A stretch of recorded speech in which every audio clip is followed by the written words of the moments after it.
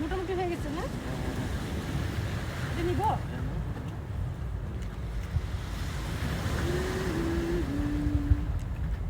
এটা আমার। তুমি নাও, তোমার প্লেট নিয়ে আসো।